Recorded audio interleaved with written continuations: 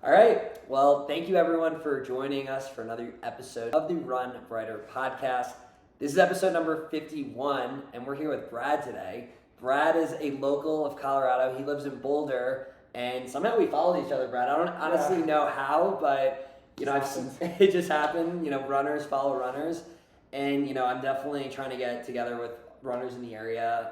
Wanted to just get to know you, right? And because it's great to know other runners. It's amazing to meet with people with similar passions. And of course, to give you the opportunity to come on the podcast. So thanks for joining. How's everything going for you today, man? That's good. Yeah, thanks for having me. I'm glad it finally happened after it's been like a couple months trying to figure a good time out. So absolutely. It takes time to figure some of this stuff out sometimes, but I'm glad we were able to make it happen. So I kind of want to just jump right into your story, right? I would love for you to give an introduction about who you are, maybe what got you into running, and I'll think of questions from there. I'm confident on that. Okay.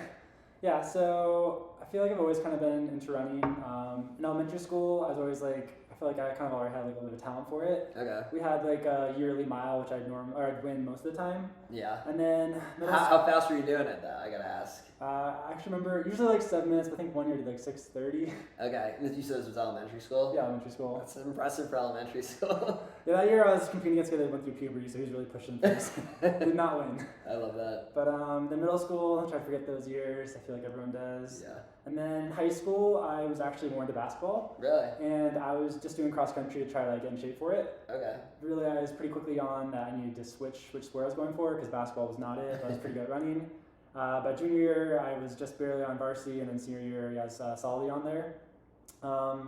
After that, I thought I'd maybe try to walk on, but I went to the University of Colorado, so That was not an option. I should have realized they were top of the nation at the time, so that wasn't really too plausible. Okay. So then I just kind of joined the triathlon team for fun. I actually didn't know how to swim, so I learned on the team. Oh, wow. Which was cool, but does not make you very competitive. I literally come out last in the water.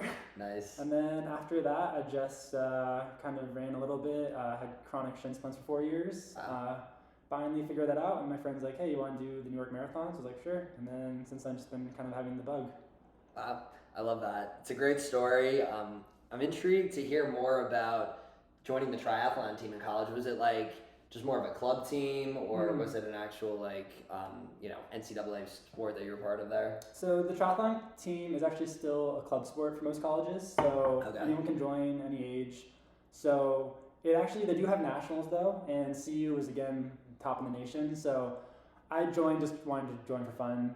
Again, when your swims, you're coming out 10 minutes behind the leaders. You're not really too competitive. Yeah. But I normally had one of the faster running splits, so that kind of made me happy. But when you gain 2 minutes on the run, but you lose 10 on the swim, there's no chance. Yeah. But it was a fun group of kids, and I'm really glad I did it though. Nice. And how old are you now, if I may ask? Yeah, I'm 29. 29. So since college, you've been doing marathons, it sounds like, for 6-7 years at this point? Actually, only started in 2021. Oh, so you're fresh off the boat here. Yeah, my friend was doing New York for the 50th, but it was actually in 2020, so cool. I got pushed out to 2021, and then, I've done 3 marathons since, so. But yeah, I kind of had a 4 or 5 year gap, just where I was just kind of just doing local Boulder races type things. Okay. So how was your experience running the New York City Marathon? I want to ask about that because I've done the New York City Marathon. I used to live in New York. I'm not sure if you know that. And unbelievable experience from my end, but I want to hear about it from you, especially because it was your first marathon. It's definitely quite a show. Going from the biggest race I've done before is the Boulder to that. It's quite the jump up, I would say. Yeah. I mean, you're starting on the bridge, there's helicopters all around, the atmosphere is so crazy. I really enjoyed it. The only thing was I wasn't prepared, I wasn't trained enough for that at all. Okay. So I hit the wall early on, mile 15 or 16 or so. Yeah, that was me in New York too. Love the course, but it was that 1 mile is continuously up a bridge. Yep. It got me. I remember that one. And it was a rough finish, I'll say that. Well, you did it, and I mean, I'm super impressed with your marathon time now. What is it, 2:28? Is that right? It's that one in London. You did that in London. Wow. So how did you actually finish in New York? Did you break 3 in New York, or did you have a tremendous improvement? So I say I hit the wall, but I still finished 2:41. Yeah, I mean that's still very good. If you saw photos near the end, it's not pretty at all. But that's kind of what made me want to do another one. Was I wanted to prove to myself that one, I could do faster, but number 2, I just really wanted to do one without bonking as hard or bonking at all. Yeah. So, and I got lucky because I kind of looked for other marathons, and my friend who got me into them was doing the Abbott series. Okay. So I was like, okay, what's like the next Abbott marathon? I saw Boston was next, and I got lucky because they were just moving from this fall to the spring because of COVID. Because normally would have already missed the window to apply, but I got lucky, applied, got in, and then I trained a lot more for that one, and I had a much more enjoyable race. Nice. Did not hit the wall. Well, yeah, I mean, I'm glad to hear you didn't hit the wall. 2:41, man, is incredible. I mean, a lot of the listeners of this podcast are beginner runners, so, you know, I'm sure from their end they'd be curious, like, how did you actually, I mean, you've obviously been running for a while. It sounds like you had a little bit of natural talent, but you still need to train really, really hard. So, like, walk me through how you got to the point of being such really, in my opinion, elite runner. Yeah, so I was on for New York kind of on a whim. And even qualifying was kind of a funny story because you had to get a time by a certain date. So I had to like find a half marathon. I literally found like one like 2 days before the end of the year that was like fast on like Huntington Beach. But then for the marathon, I realized I didn't really know what I was doing, and like I was kind of proud that like I could kind of coach myself for the most part, but it humbled me. I was like, okay, no, for the marathon I have to find a coach because I don't know what I'm doing. Okay. So I kind of looked around. I found a coach, and they definitely helped me, but then I did end up getting another coach later on just because I wanted to kind of like try things out. Yeah. But I'd say the most important thing that helped me just do the 241 was adding like strength training and just like injury prevention stuff. Yeah. Because until then I could never do more than like 20, 25 miles a week without getting like shin splints. So. Yeah, and I know you mentioned you had 4 years of, quote, chronic shin splints. So now that you're obviously running actively, I checked out your Strava before this. I've noticed some 100-mile weeks casual, right? Did one, pretty proud of that. That's pretty sweet, man. And then, of course, the times you've been putting in, clearly shin splints haven't stopped you. So it sounds like strength training was a big area of that. What does your actual routine look like? Because I think a lot of people, when it comes to running and strength training, they're not really sure what to do. They don't want to get too big, but at the same time, they want to make sure to be putting in that cross training. So what does that look like for you? Yeah, for me, it was more, well, first I tried everything under the sun. So like I went to like tons of PTs. I was doing everything they said online, tried tons of different shoes out. Nothing was really working. But when I started working with that marathon coach, the actual strength training was what really helped me. Okay. And it wasn't even just like getting big. It was kind of just like improving the muscles that weren't doing their job essentially. So for me, it was my hips were just really weak. So because they weren't doing their job, my shin was having to do more of it. Okay. So just kind of doing that and just kind of like activating them before runs when they were really weak, really kind of I saw big improvements pretty fast. Yeah, that's some really good advice. And I've heard like a lot of people have weak hips, and not only can it mess up your shins, but it also can impact your knees. So what are some of those hip exercises that you're actually doing? Because I think people hear about this like, oh, hips are weak, like you got to strengthen those hips, but what were you actually physically doing to help strengthen the hips there? Yeah, so early on when I had like no hip strength, I was just before each run really activating them to kind of like try to wake them up so they actually were doing their job on the runs. That's just like doing like some standing marches, like some band work, just like really trying to like get them activated, and as soon as they are, just go for a run. But for strength wise, just like a lot of like clams. I started doing now squats with like weights. Just like a ton of just like the weight room stuff now, I'd say. Nice. And how frequently are you actually doing strength training? So each marathon has kind of progressed. So like for the first one I was doing maybe like a couple of times, but like not really that intense. Boston I was like doing twice a week, but it wasn't really that good. London got a little bit better, but now I've been trying to do like twice a week, like with like actual weights, like like doing like squats with the actual dumbbell. No wait, or just doing squats with the weight on me instead of just like doing like standing squats with the kettlebell. Nice. Well, that's some really good advice. I really appreciate you sharing that. I'm sure like people who are listening, like take that seriously, because if you've suffered with chronic shin splints or knee pain, doing those workouts definitely make a big difference. Now, I do want to take a little shift, right? Because I know you obviously live in Boulder. That's the reason that you're actually here. So are you from Boulder originally, or where are you originally from? Yeah, so I'm actually from Boulder. I kind of got lucky there because it's kind of like a runner's mecca, I'd say. Yeah, right. Like, I mean, when I was in high school, we saw like Japanese hopefuls on our track like all the time. Wow. It's pretty cool. I actually moved to South Boulder recently from Louisville, which is like 10 minutes away. But what's kind of cool is now I'm like on their track instead of the Louisville Middle School track. And just seeing who's there each day is kind of like mind-blowing. Like recently I saw like Oliver Rojas' team, Luis Orta, just like all those professional runners, and like I went from being like the only one actually like running on the track, to being like just humbled by who's there. That's so cool. So educate people. Why is Boulder such a big attraction for some of these renowned runners, well-known runners? Yeah, that's a good question. I think one is just the community. You have like so many like-minded people here, just kind of like fosters and like grows that. But altitude training is a really big thing right now. Yeah. So that's why you see like the two main areas are like usually like here or Flagstaff. But three, I just feel like there's like so many good trails and like roads to run on. You're never like bored, so you always have like option, which is nice. So you're not always doing the same loop.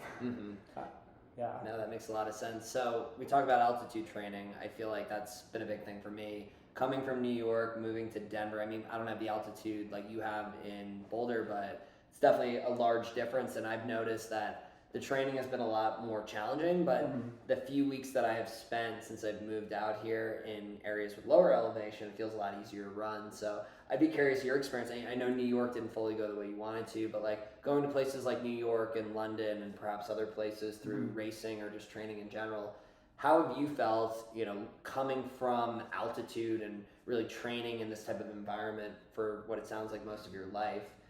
Do you feel like a big difference from that standpoint? Yeah, you really do. I mean, you just you run at paces you didn't think you could normally run at, I guess you'd say. Like, so I'm doing like sometimes mile repeats on the track up here, and like it's hard to go faster than like say like, I don't know, like 5:35 or some random pace. Yeah. But when you go to like sea level, you're like holding like 5:25, and it's like easy. It's just like what's going on here. So I feel like that's the biggest improvement I've noticed is like you go up paces like you can't really even like train at altitude, I'd say. Yeah. It just is like a really big boost mentally. It's like a 5 to 10% difference in pace, it sounds like, for you. Yeah, I think they say like 7 to 10 seconds you can add on per mile at altitude compared to sea level. That's really cool. I always tell myself that during training if I'm not on the pace my coach says. No, absolutely. And I know that another thing that I noticed when I was checking out your page, one of the big goals that it sounds like, and I know we were talking about this before the podcast, is a 2:18 marathon. And there's a specific reason why. Do you mind telling the people here like what that goal is for you specifically and what motivates you towards that goal? Yeah, so recently kind of just through Strava, I kind of made a group of friends, like 4 of us that are all kind of like marathon training right now. Okay. And all of them kept talking about qualifying for the trials. I just feel like it's kind of like a good goal to have. And that's the Olympic trials, by the way. It's a very ambitious, big goal, I'd say for sure.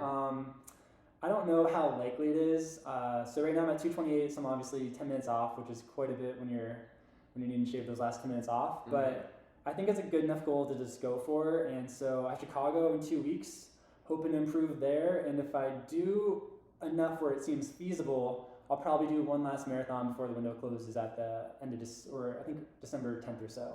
Okay. For the U.S. marathon trials, there's like usually like 300 men and women that qualify. There's only 3 spots. Okay, so just to show up to the trials. Yeah, but you're competing against like Galen Rupp, like Connor Mance, like you're more going just for fun, but you're not.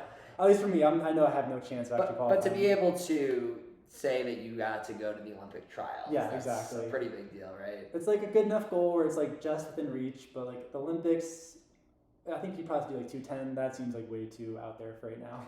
That's fair. You never know though. Yeah. But Chicago, that's exciting. So why specifically did you sign up for Chicago? I know obviously it's another Abbott marathon, right? Do you have that big goal of getting all 6 world major marathons in, or are you kind of just like doing them because they're renowned and well-known iconic marathons? That was kind of the initial goal, was just doing like all 6. So I did New York and then Boston. And then Boston was a lot of fun. I was actually 6 seconds over 2:30, so I just knew I had to do at least one more. So then I did London because I saw I was like fast and I had a whole year to train for it. I was also getting married that fall, so I knew a fall marathon was not in the books that year. Yeah, that's fair. It was a good idea by me. That would have been probably not a good idea. Yeah. So, and then I also, you kind of have to sign up for marathons a year in advance. So I just did London and Chicago. And then London went pretty well, and Chicago's another fast one. So the 2:18 kind of became more likely after that. So now I'm just like seeing how Chicago goes, and then if that goes well, I'll do a non-Abbott marathon, probably the classic CIM in California. Yeah. But we'll see. If not, I'll probably I'll definitely do another Abbott marathon next year, probably Berlin if I can. Cool. And when it comes to Olympic, trials and qualifying for that, it's based on your time, right? Like the course doesn't matter as long as it's the Boston qualifying course, is that correct? Or I think they're actually more strict on what qualifies. Okay. Because so Boston this year they're gonna have that cutoff time. Mm-hmm. So I kind of looked into that because I was kind of curious, and I found this like race series called the Revel races. Okay. Where you have like 3,000 to 4,000 feet of elevation loss throughout the race, and I'm pretty sure those do not qualify. Okay. Because I think to be a U.S. trials qualifier, you have to have, don't quote me on this, but it's like you can't have more than like X amount of feet lost per mile. Yeah. And so that's a little bit over. I think Boston's like the one that barely qualifies even, because even that's kind of like a lot of downhill. Even with the uphill, it's still net downhill. Oh, really? Wow. I mean, it seems fair, right? Because it's like certain people have like a geographical advantage based on where they live. Obviously, you can travel for these races, but they want to make sure that like there isn't these, because I know there's a lot of races that are like super fast courses compared to others. So it's good that they have some regulation behind that. But yeah, that's really cool, man. I would be curious too, like big picture, right? Like what does your actual training look like? Because I took a quick look at your Strava. I saw the 100-mile week. I know that's not every week, but I think like the listeners would be really curious for a runner who's running such at a high level right now, how you go about increasing your mileage, the percentage that is easy miles compared to, harder pace mileage as well. Like, do you have a specific structure for that? I know you've also had some coaching there as well, so I'd like to hear how that's involved at this point too. Yeah, some virtual coaching. Kind of gives me like a workout plan each week, but I would say, actually the 100-mile week you saw, that was my first ever over 100 miles. Okay. I was actually not even sure if I could do that, so it's a good milestone goal for me. Well, congrats, that's big. But throughout each marathon training cycle, I've kind of realized like there's like the lifetime mile theory, and I kind of believe in it more and more. It's like the more miles you do throughout your life, like the better you kind of get in the future. And I definitely believe like the more miles you put down, like it just helps you like down the road. Even if it's like years in the past, it still definitely helps you. I like that. But I've also been following his training more closely. Okay. Because for a while I thought his training was like too intense. But then when I was kind of trying to get more ambitious goals, I've been trying to follow it more closely. So since London, I've been doing like actual 2-a-days. Oh, wow. Because in the past, if you just like do 16 miles broken between 2 runs, I'm just doing 16 in one run. Yeah. Because it's so hard just to run before and after work. But I'd just say, just don't get discouraged. Just slowly build up. Don't go too fast, and just try to like have a goal that's obtainable, and then just keep like going from there. Okay, no, that's really good advice. I appreciate that. And I want to talk about the topic of 2-a-days, because I feel like it's not really spoken about too much, because a lot of times, majority of people, their mileage isn't at the level of yours, where 2-a-days are always necessary. But I think there are some people who might be progressing towards marathons, longer races, maybe ultras, for example, and the level of mileage that they need to hit in a certain day, it could even be 10 miles, right? But maybe they have kids and they have a busy life and they want to do 5 in the morning, 5 in the afternoon. Do you have any perspective on, does doing 2-a-days compared to one run and doing the whole run in one cycle within one day, do you feel like for you that has not as good of an impact on your training, like a slightly less impact, or do you not think it really makes a difference? So for a while I was in that first boat where I didn't really think it made a difference. I was like, if I have to do this many miles, why does it matter if I do 1 or 2 runs? Yeah. But when I started getting more serious, and then I saw a Kipchoge article, and he said that one of his top 10 tips is like, you need to train your body that like you have to run again in the afternoon if you're doing 2-a-days. And reading that kind of made me realize like that does make sense. So if you're just doing one long run in the morning, you have all day to recover. But if you kind of split it up, you're training your body to be like, okay, I know you're still tired. We have to do like another 3 to 4 miles today. Like you just have to just get out and do it. And I think it also gives you a lot of like mental toughness, because I even did a 2-a-day today and I really didn't want to get back out. And then your legs are just hurting so much in the morning. But it does get easier. It's definitely harder if it's the workout in the morning, which usually my coach always does that to me, thankfully, I guess. Yeah. So I'd say don't get too strong if you can't do it, but if you can start incorporating 2-a-days, like even if like it's like half a mile in the afternoon, just try to like train your body that like, okay, no, I do need to run again in the afternoon. Gotcha.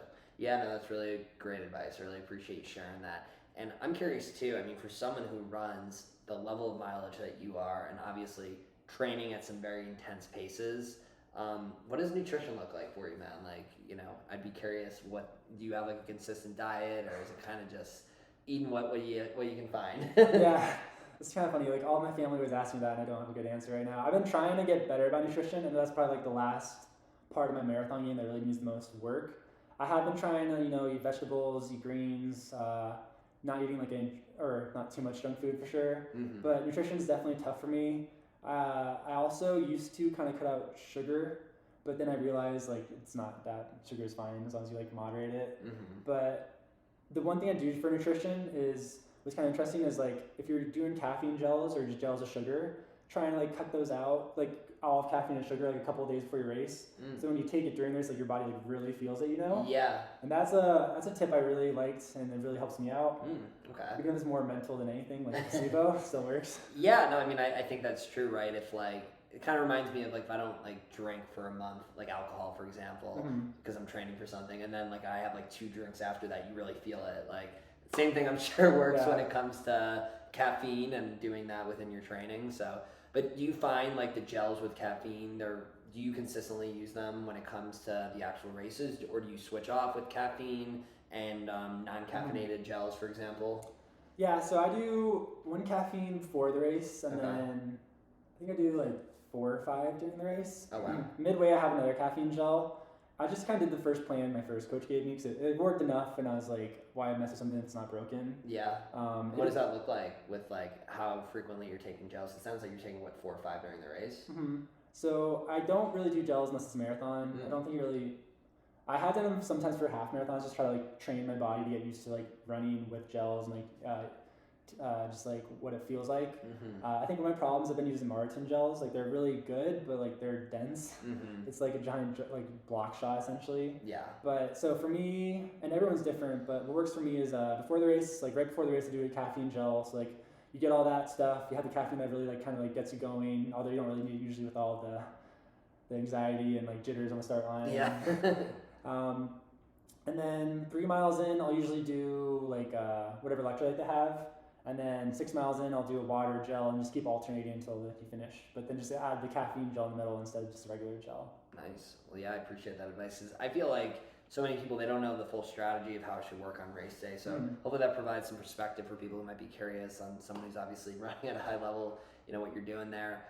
I also noticed, I mean, you brought up the fact that you run half marathon as well. I noticed a 1:11 was your PR, and then 5K too. I saw like 15 and change. That's super impressive. So at this point, I know you have Chicago coming up, but how, you know, are you running shorter races while you train, or just like in general, do you have other plans of training for other races besides the marathon? What does that look like for you? Yeah, that's a good question. I definitely want to get my half marathon time down. I mean, if I have to do a 2:18, I need to get a 1:09 at least, you know, for that. So that at least needs to go down technically. But I do want to kind of take down those other PRs a little bit. For the longest time, my 5K PR was actually from high school up until last year. So that one I was really proud to take down. My mile PR is still from high school, so at some point I want to kind of go for that one as well. Nice. I feel like I definitely can. Hopefully it's not like a half marathon or marathon, because I'd have to worry about what my other splits were for that race. But yeah, and then also the 10K, because right now I've only really done the Boulder, and that's at altitude on a really tough course. So I feel like I can definitely get that down if one of those 2 options are just gone. Yeah, no, that makes a lot of sense. Well, that's really cool that you're going after all those PRs, and like, I'd be really curious, like, what is your why behind all this when it comes to running? Whether it's just going out there or going after some of these incredibly challenging top 1% level race times that you've obviously gotten and that you're continually seeking. Yeah, for me, I would say it's more because I didn't run in college, so I feel like it's not even proven it to other people. It's more kind of just proven to myself that like I do have those speeds. I was the only one on my high school team that didn't run in college. Really? Wow. So I think I probably put like a little bit of a chip on my shoulder, and I didn't really realize that because they kept progressing and I just kind of stayed stagnant. So I think it kind of made me hungry to see like how fast can I get. Yeah. And so I just want to keep pushing the limit to see how fast I can get before the window closes on me, and just hopefully keep getting PRs that are like I'm really proud of. Yeah.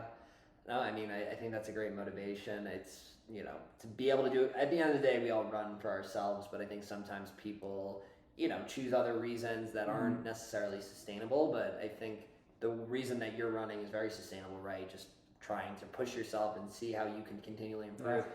And I'm sorry if this is a personal question, but like, do you at all have any regrets that you didn't run in college? Because for me, I was in a situation where I wasn't going to be able to run at a D1 college, but perhaps like D3, D2, there was some opportunity there. I didn't do it. I ended up coaching track, like the high school, middle school team in college, which was a really cool experience for me. It sounds like the route you took was being part of the triathlon club. So we both kind of stuck in that sport in our own original way, right? But, you know, do you at all, like, you know, feel like if you would have gone back, would you have gone to a school where maybe they would have opened the door for that for you a little bit more? Or what are some of your thoughts on that now that you're 29 and, you know, past that for a good amount of years? Yeah, now that I've kind of like can look back on it, I'm actually kind of happy I didn't in a way, which kind of sounds weird because... No, it's definitely normal. I think because a lot of college runners kind of like beat themselves up so much in college, they're just like burnt out, they're done. Mm-hmm. And I feel like it's almost made me like hungrier because like I didn't have that in college, so like I didn't really have that competition or those PRs, so like...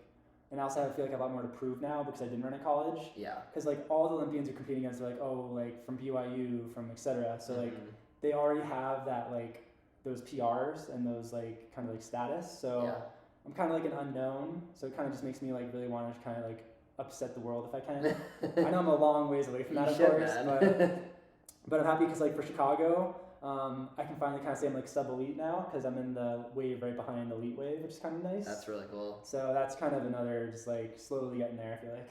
Yeah, no, I totally feel that. And I mean, I think the advice that you're talking about right there as far as like your personal experience and not having that level of regret, I think it means a lot because I think when you run in college, I'm not saying people shouldn't do it, right? I mean, there's plenty of people who do it, they love it. But you're part of that team, right? And it becomes the fact that you are running for something a little bit bigger than yourself, which for some is great, but for you it didn't sound like it was necessarily what you wanted to do at the time, but you're still here running and like it sounds like you have goals to run for a long period where I think some people like they get burnt out from that college experience of having the pressure of running there. I've heard of so many talented runners who do that and then they graduate and then they're like, I'm putting the shoes up, I'm good on this. Where it's like, it doesn't have to be like that, you know? I just feel like it's too much miles and like trying to balance that with the social life in college, it's just like, it's hard. So I commend them, but that's really tough to do, especially in their bodies. Absolutely. And yeah, I mean, I'm sure there's, you know, the occasional high schooler who's listening to this and even like parents who have kids who are like considering that path. I think that advice should definitely be taken fairly seriously. But I'm curious too, I know you were talking about the Boulder. I haven't ran that race. I've heard great things about it.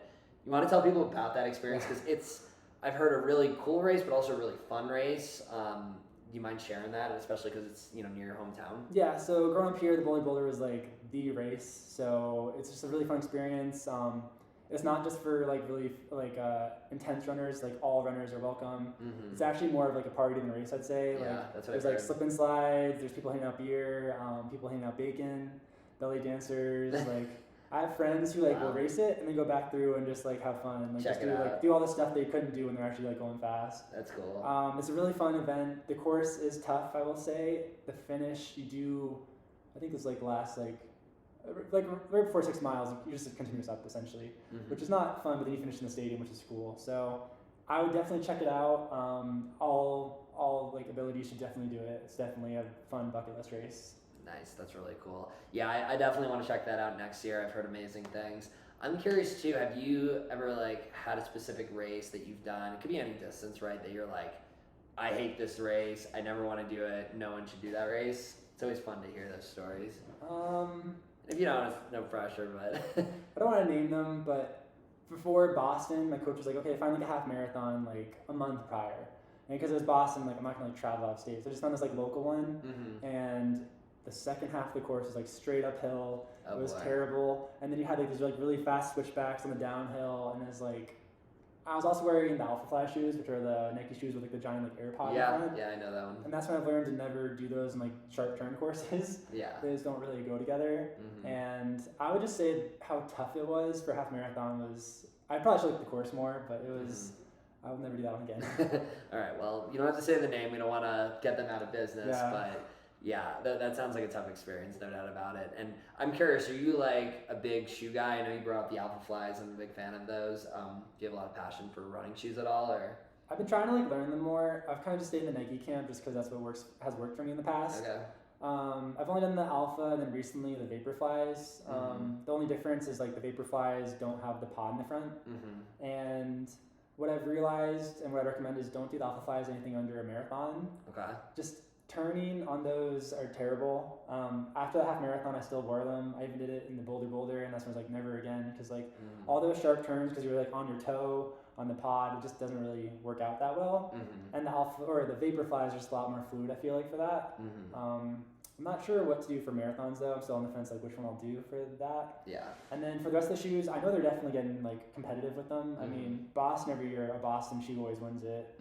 They just had that new $500 Boston shoe come out. I don't know if you saw that. I did not see that. But so I mean, I feel like you can't really go wrong with any brand anymore. Just find out what works for you essentially. Try them out. Go to the store. See what they recommend based on your foot shape and all that. That's always helpful. Yeah. Cool. And when it comes to, because I know we've talked a little bit about running Boulder, like what your training has looked like and some of the races and whatnot that you've done there, but are you training like in like the trails mostly, or are you doing mostly road running? I'm sure you're hitting the track here and there for some of those speed workouts, but what does that actually look like when it comes to the, where you're actually running within Boulder? Yeah, so early on in marathon training, I was actually doing like my speed work on roads instead of the track, and I actually kind of prefer the track because it's just like really consistent. It's like easy. Just figure out what your splits should be, and also I feel like more than anything, the mental part of it is really important. Yeah. Just being like, okay, I can do this pace.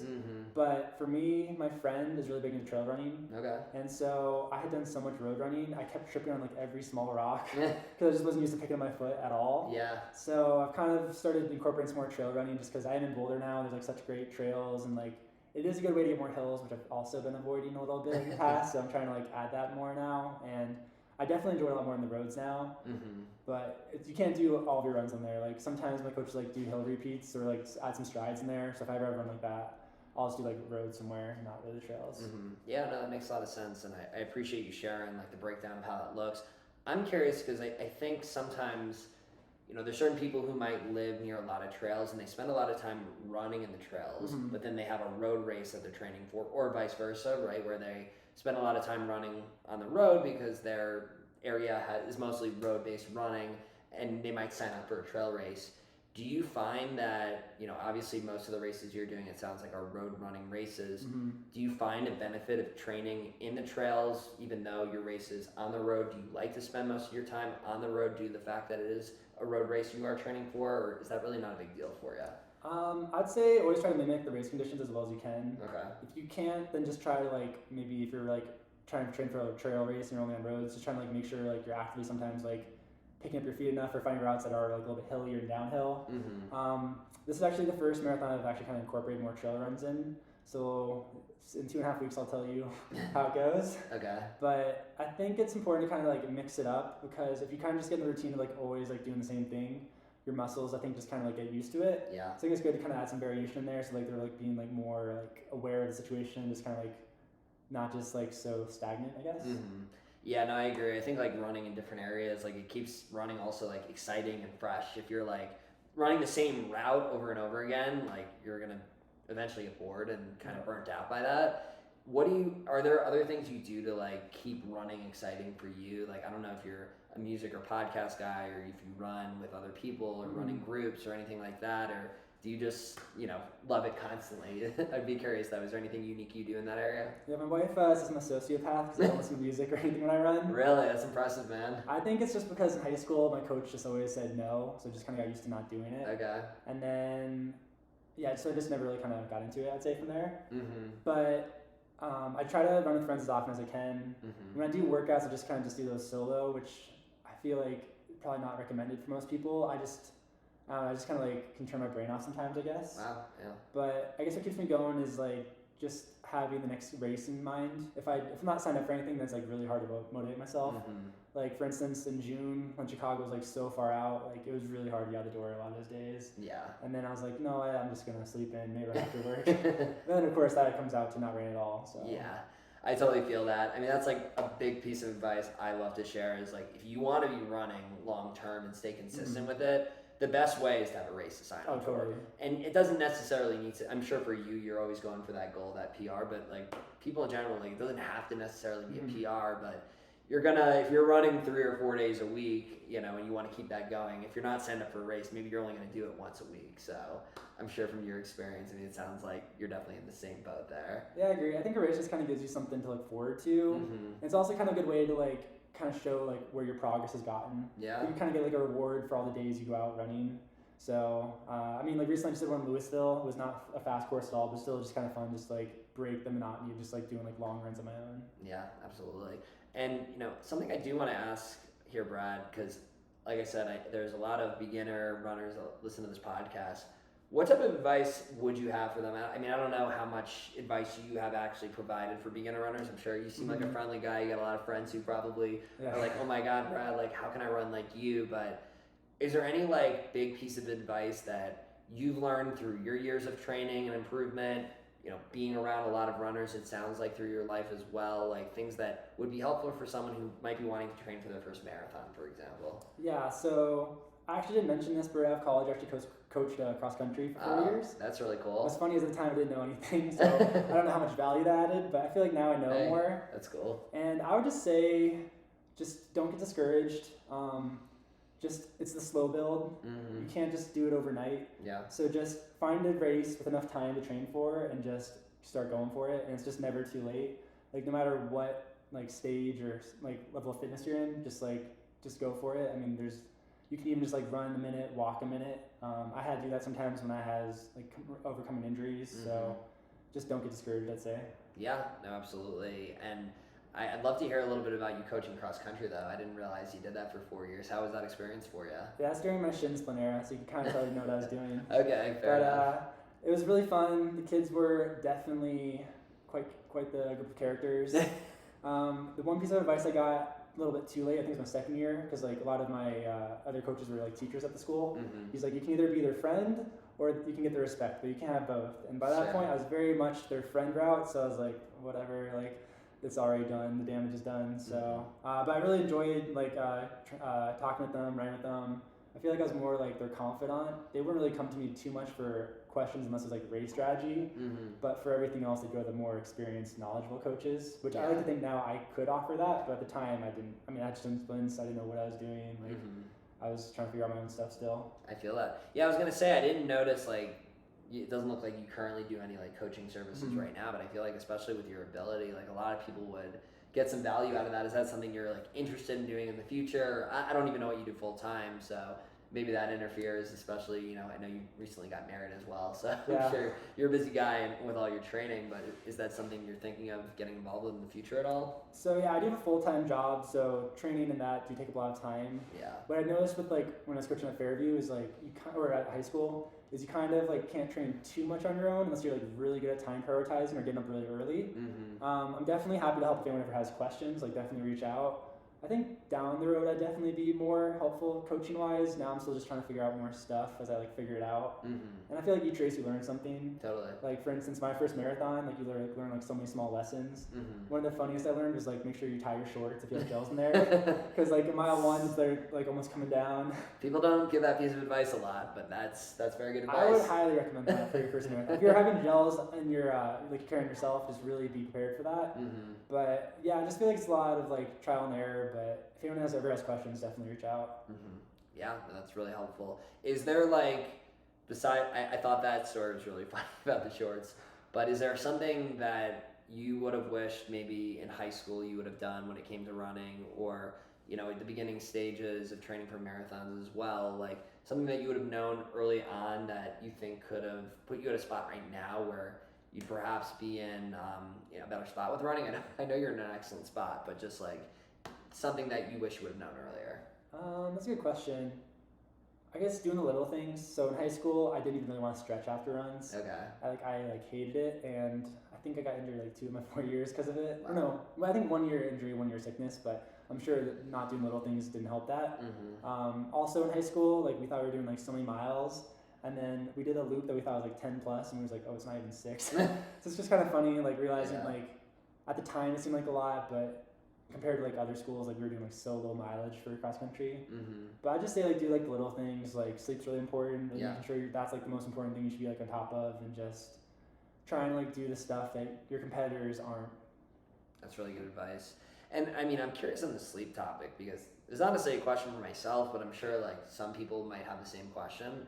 I find that when I have a race coming up, I think about it a lot when I'm in bed trying to get sleep. Like, for example, my race is actually the same weekend as yours, my next marathon. What is it? It's the St. George Marathon. Oh, nice. So that's what I'm working on. So we have a similar timeline, but I'm starting to get to the point where, you know, I'm training hard, of course. I'm tapering a little bit right now, but still, I'm thinking about my personal goals. I'm trying to break 3 in the marathon qualifier for Boston. So nice. You're a bit ahead of me. I would struggle to run with you. My Your easy day could be a good speed workout for me, I'm sure. But my point is there something that you do to kind of calm the mind and clear out some of those pre-race anxieties that can naturally happen? I don't know if you've ever dealt with that, but just in general, from a mental side, put yourself in a spot where by race day you're feeling your best version of yourself and aiding that sleep as well. Yeah, so I'd say New York was kind of a wake-up call for me because I didn't know the course at all, and that really hurt me just because I didn't even know where I was in the course. I didn't know, I knew I had 10 more miles, but I didn't know where I was even going, if there's more uphills, downhills. So what really started to help me was really learning the course, really visualizing it, and it really helps kind of calm the mind. So oh, I know exactly where I am. I did that the most for London, and so I knew every mile, where I was going, any problems. For instance, there's a couple miles where the GPS was really spotty, so I knew my watch spiked really high. Okay, I'm no, I'm still going the right pace. Don't sprint. Just keep it calm. Just keep going the effort wise, I guess you'd say. So I would just say really learn the course. If you're ever kind of nervous, why don't you just try to find a video of someone that had filmed the course. Yeah. I kind of got lucky with a lot of the major marathons. There's usually a course video that they do themselves that kind of show you the course.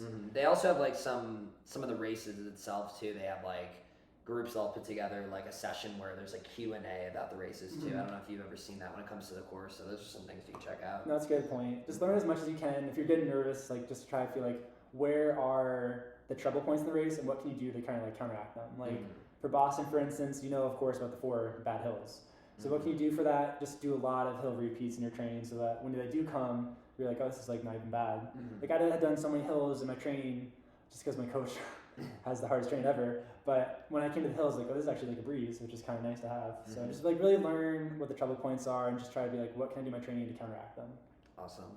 I really like that. That's some really good advice, and I think it's something people forget about. And it can be just a 5K, right? Yeah. Even if you're planning on running, walking, it's always good to know what you're going into and not going into something blank, because it just helps you feel better and more confident when you get started.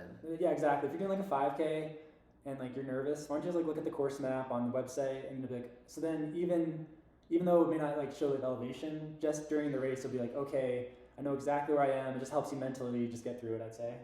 Absolutely. Yeah, I really appreciate that. Well, Brad, this has been really fun. I've really enjoyed this a lot. When it comes to running, there's 3 things I want to ask within this question.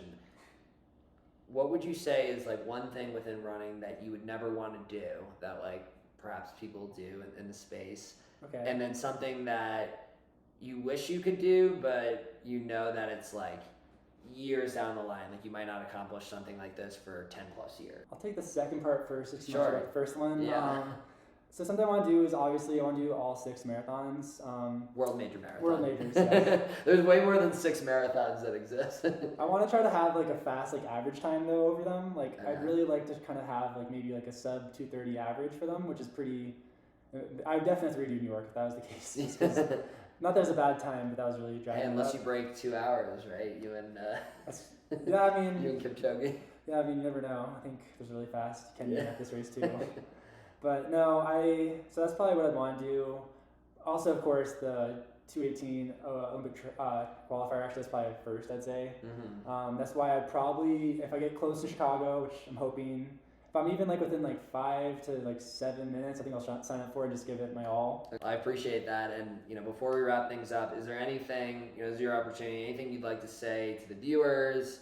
Anything you want to point out, or just anyone you want to recognize, anything like that? You can even recognize yourself. I know it seems your social media is just your Instagram and then your Strava. I don't know if your content is more just for yourself personally, or if you're trying to down the line maybe spread that message, but is there any call outs you want to make at this point? Yeah, so I think I've been posting more on Instagram too, just because for a while I'd only post my races, but I feel I should kind of post what it takes to get there. That's why I've been trying to post more. Yeah. So I'm only on Instagram and Strava right now, not on TikTok at all. Shout outs just to my friends I run with, and piece of advice I'd say is Run Breiter. Hey, I appreciate that. And yeah, just don't be discouraged. Wherever you are with your training, it's never too late. So yeah, Awesome. That's all I'll say. Well, I appreciate it, Brad. Appreciate the call out on Don't Forget to Run Breiter. That's always fun.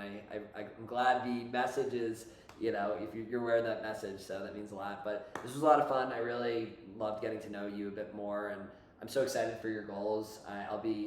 I'll be tracking you when you do Chicago because I'll be the day after my race, and I know it's gonna be a lot faster than me, but I'll be rooting for you to get closer to that 2:18 goal, and then just through the years, man. I mean, I'm sure you'll stay consistent with running, you'll keep crushing it, and if there's anything you need help with from my end, I mean, I can't teach you how to be a better runner probably, but if it comes to like content or anything like that, if you want to like look at growing that, I'm happy to help where I can there if needed. Yeah, thanks for having me on. This was a lot of fun. And if the Chicago stuff's going bad, definitely just close that. Sounds good, man. Well, we appreciate it. And thank you, everyone, for taking another listen to another awesome episode of the Run Breiter Podcast. We'll see you back with another one here real soon.